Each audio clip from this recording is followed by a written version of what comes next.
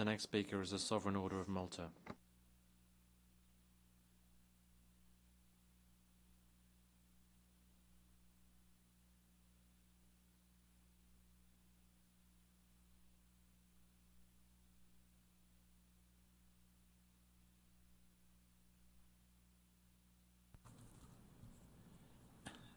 Mr. President, distinguished colleagues, this year we have seen numerous events and activities in the United States, Britain, France, the Russian Federation, and most recently in China, celebrating the end of World War II, honoring a peace that emanated from the endeavors of politicians and diplomats, a peace that has endured, particularly in Europe, but resting on the suffering and toil that churned nations and communities into pulp before restoring them in a new world order.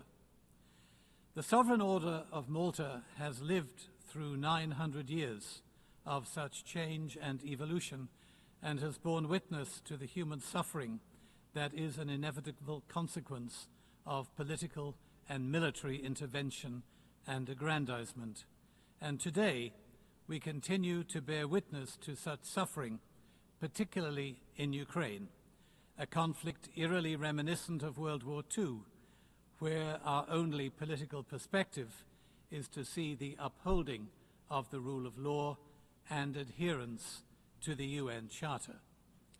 It is in the area of humanitarian diplomacy, however, that we operate with a primary concern for civilians caught in armed conflict, for the welfare of children whose lives and whose futures are irreparably damaged by war, for the sick and the aged whose final years should be enjoyed in an atmosphere of peace and security and love, not violence, bombs, and the cold, fearful environment of air raid shelters.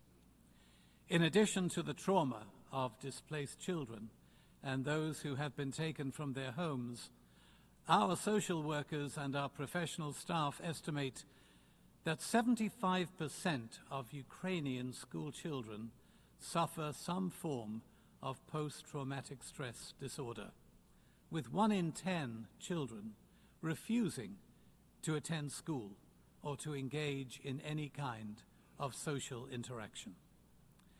We commend the efforts of world leaders as they try to negotiate the quagmire of conflicting claims, allegations, and grievances that surround any global conflict. However, as an active witness to the suffering of the Ukrainian people, and with over 1,000 workers and volunteers providing medical, psychosocial therapies, humanitarian aid, and support to a suffering and fearful population, we implore those leaders to take a step back and to consider the following.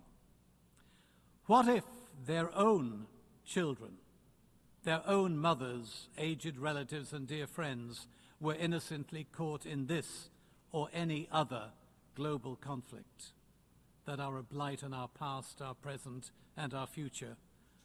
Would they not want the bombs and drones to cease, for people to emerge from underground and breathe the fresh air of peace and the joy of freedom? A ceasefire is neither a defeat nor is it a victory, but it is the only humanitarian way to begin a true dialogue, because endorsed and supported by the United Nations, those who subscribe to it in good faith will be seen to subscribe to a higher set of values, values born out of a world conflict 80 years ago, values which we have recently honored and which we will celebrate again when we remember the beginning of the United Nations and the UN Charter 80 years ago. These values are timeless, and they are inscribed just a few hundred feet from this very space. Remember the prophet Isaiah's appeal to turn swords into ploughshares. Mr. President, dear colleagues, it is never too late for people of goodwill to do the right thing. Thank you.